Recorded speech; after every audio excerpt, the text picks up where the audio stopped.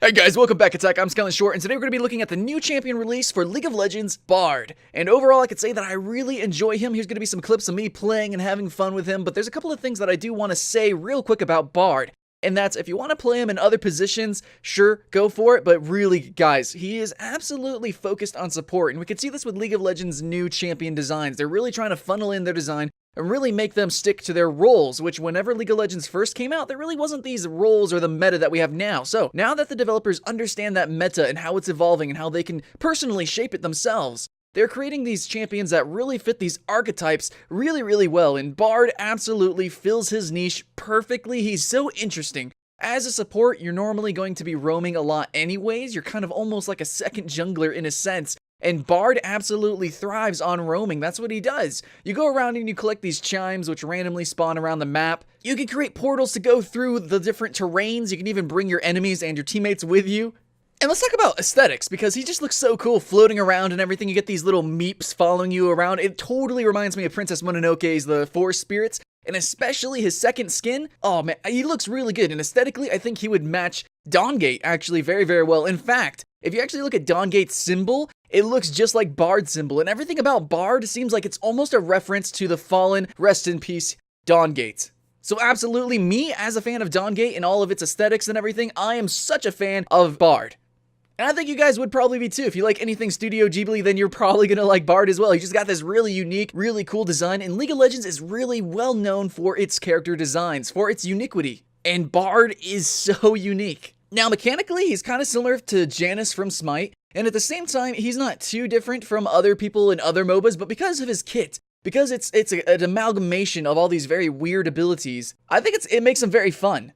But all in all, Bard seems like it borrows from a lot of really good sources. That's the thing. It's not just a cheap copy any sorts. No. Absolutely, his kit is unique. It's very fun, and it's just jam-packed. There's a lot about this character, and I don't think new players are going to be able to jump onto Bard. He's something that experienced support players are probably going to just have a lot of fun with. From the landmine healing orbs to the Wind Ranger-esque bind, he's definitely got a nice skill ceiling.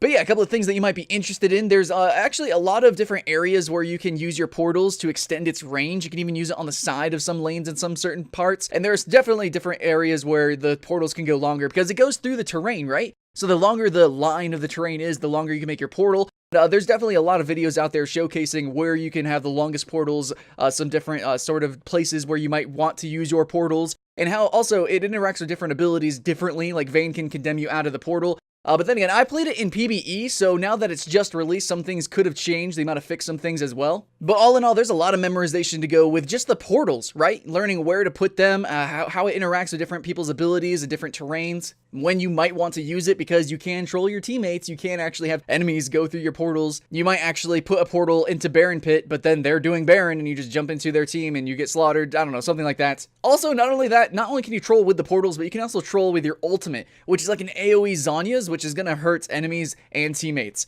Like if you freeze your team as they're trying to run away and then, yeah, the enemy team can catch up, it kind of sucks. Or, hey, if you can actually freeze the enemy team, that could be potentially really good. Or freeze your team whenever some big wombo combo comes. Seriously, you could either save the day or ruin entire games in a single moment with Bard. So Bard is not somebody that you want to just kind of play with as a new player. You definitely want to play probably some other supports that are a little bit easier or a little bit less troll potential, I guess you could say. But yeah, Bard, I think is awesome. Definitely an awesome addition to the League of Legends lineup, and just in consideration to all the MOBAs in general. I've played every single character on every MOBA, and Bard is a good addition to the MOBA scene, period. And I hope that this character design and the future character designs that League of Legends that Riot is coming up with, because they're really unique, they're really colorful, they got a lot of character. Hopefully this gets more people into League of Legends and playing. But, like I said, Bard, even though he might look really cool, maybe you want to play him, be a little bit more careful with him because, yeah, you definitely control your teammates. And I think this is a good sign, though, because in games like Dota, there's a lot of abilities that can potentially troll your team, but because they allow that, that atmosphere where you can hurt your team or help your team with these very niche and clutch abilities like Faceless Void, Winter Wyvern. Those different character kits are only really available in Dota because of how the Dota scene is, the Dota meta. But League of Legends, now that it's taking on this sort of riskier gameplay, this riskier feel with Bard, hopefully we're going to see more kits that add more risk, not just to yourself, not just risk and reward to yourself, but also to your team. So then you're going to be able to make more plays, but at the sacrifice of potentially, ruining an entire game with your team. But hey, that's how it is. If a troll's going to troll, well, he is going to troll. Doesn't matter what ability or character they pick. So guys, thanks for watching. This was my personal opinion on Bard. I think he's pretty fun. I really do enjoy him. Now, if you're looking for tips and tricks on how to build him, the truth is that you don't want to really build him AP. He kind of like Thresh, he has this natural scaling whenever you go and collect the chimes. Also, his auto attacks are modified by his meeps, which the meeps are then modified by the number of chimes you pick up. So really, you just kind of want to build support. You just want to build a little bit tanky. Hey, maybe a Twin Shadow, something, because you are roaming a lot, so Twin Shadows would help with your ganks a lot. But in the end, you're definitely not going to build like a Morgana. You're definitely not going to build like straight AP. You're not going to really be doing damage from your items because you just don't have the scaling. Really, you just want all the utility that you can have because that's what Bard is great at. But yeah, for the most part, he is straight up support. You're going to play him, if you go in any lane, jungle, whatever, you are going to still play him like a support because that's what he is. His whole character kit is a support. And yes, you can jungle him, but he has a horrible, horrible clear speed. It might actually change though with a new jungle item, who knows, but he does do it very healthily. So, I mean, if you want to jungle, it could be fun, but I don't know, that seems kind of trolly. In the end, he's really meant to be a support. If you play him anywhere else, you still got to play him as a support. And just, like, remember to roam, because that's what he's really strong at, so just roam a lot, and then you're probably going to be good to go. Overall, Bard and his gameplay, his aesthetic, everything together, definitely, 5 stars. It's great. It's awesome. Thank you, Riot. I think is a really awesome addition. I'm Skylar Short with Attack Gaming. This was my opinion on the new character, the new champion for League of Legends. Do you like here in Halo 1? Halo CE. The best Halo, as I like to call it. The most intuitive Halo. I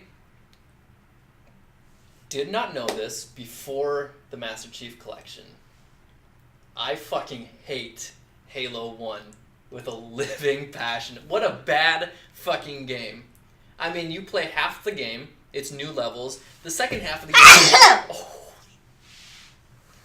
That was the loudest sound we ever recorded on this show. Oh, I see it. You broke it.